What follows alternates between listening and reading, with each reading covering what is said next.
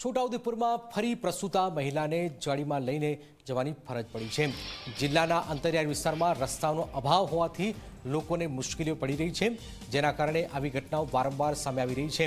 ક્વાંટ તાલુકાના આરતિયા ગામના રાજબાર ફળિયાના એક 25 વર્ષીય પ્રસૂતાને રાત્રે લગભગ 11 વાગ્યાની અરસામાં પ્રસૂતાની પીડાઓ પડી, જેને લઈને પરિવાર ચિંતામાં મુકાઈ ગયો। ત્યારે સ્થાનિક ફળિયાના લોકોએ ભેગા થઈને કપડાની એક જોડી બનાવીને પ્રસૂતાને જોડીમાં ઊંચકીને 3 કિલોમીટર દૂર શેરડી વાસણા સુધી લઈ જવામાં આવ્યા, જ્યાંથી પ્રસૂતાને છોટાઉદેપુર સિવિલ હોસ્પિટલ ખસેડાયા હતા। તેને એક બાળકને જન્મ આપ્યો છે। રસ્તાના ભાવે આવી સ્થિતિમાં લોકોને મુશ્કેલીઓનો સામનો કરવો પડે છે।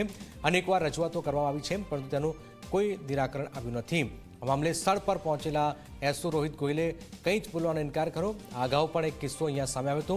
તુરખેડાની મહિલાની જોડીમાં ઊંચકીને લઈ જતા તેને રસ્તામાં જ પ્રસૂતિ થઈ હતી, જે માતાનું મોત થયું હતું। ઘટના બાદ હાઈકોર્ટે સો મોટો લીધો, જોકે આજે પણ સ્થિતિ એની એ જ હોય તેવું લાગી રહ્યું છે।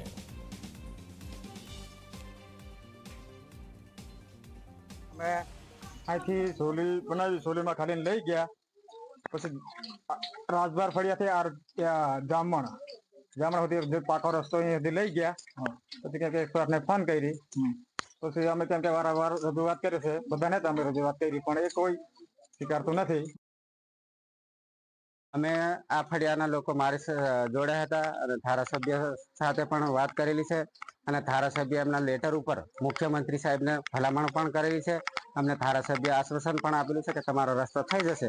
હવે વિષય સરકારનો છે કે કેટલા સમયમાં પૂર્ણ કરવું એ સરકારનો વિષય છે, અને સરકારને અમે એક વિનંતી કરીએ છીએ કે જે અમારા ધારાસભ્યશ્રીએ મુખ્યમંત્રીશ્રીને જે ભલામણ કરેલી છે એ રસ્તાની વહેલામાં વહેલી તકે આ રસ્તાની મંજૂરી આપે।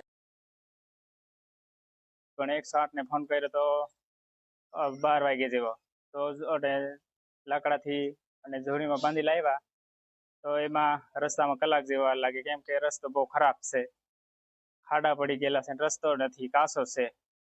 તો અમે ક્યારે પણ કોઈ બી બીમાર પડે ત્યારે રસ્તામાં બહુ તકલીફ પડે છે, એટલે અમારે એટલે છે કે રસ્તો થઈ જાય તો સારું। સરકાર દ્વારા આદિવાસી વિસ્તારની અંદર વિકાસની મોટી વાતો કરી રહી છે, પરંતુ જે સ્થળ ઉપર વિકાસની વાત કરીએ તો વિકાસની પોલ ખોલતો વિડીયો ગઈકાલે એક છોટાઉદેપુર જિલ્લાના કવાંટ તાલુકામાંથી સામે આવ્યો હતો। આરતિયા ગામના જે મહિલા છે તે મહિલાને રાત્રિ દરમિયાન પ્રસૂતાની પીડા થતા તેને જોડીમાં નાખી અને 3 થી 4 કિલોમીટર દૂર પાકા રસ્તા સુધી, જ્યાં 108 આવી શકે છે ત્યાં સુધીને પહોંચાડવામાં આવી હતી। G24 કલાકની ટીમ હાલ આરતિયા ગામે પહોંચી છે। આપ જોઈ શકો છો કે જે આ મકાન છે તે મકાન એ મહિલાનું છે, જ્યાં પહોંચવા માટે ચાલતા આવવું પડે છે, પાકા રસ્તાથી ચાલતું આવવું પડે છે, અને ખાડા ટેકરા અને પથ્થર વાળો જે રસ્તો છે જ્યાં 108 આવી શકતી નથી, અને જેને લઈને મહિલાને 3 થી 4 કિલોમીટર જોડીમાં નાખી અને 108 સુધીને પહોંચાડી હતી, અને ત્યારબાદ તેને સામૂહિક આરોગ્ય કેન્દ્ર છોટાઉદેપુર ખાતે લઈ જવામાં આવી હતી, અને ત્યાં તેની પ્રસૂતિની પીડા થતા તેને એક છોકરાનો જન્મ આપ્યો છે। ત્યારે ગુજરાત સરકાર દ્વારા જે મોટી વાતો કરે છે, પરંતુ જે સ્થળ ઉપર જે વિકાસ છે તે વિકાસ જોવા મળી રહ્યો નથી। હકીમ ગડિયાલી, જી મીડિયા, છોટાઉદેપુર।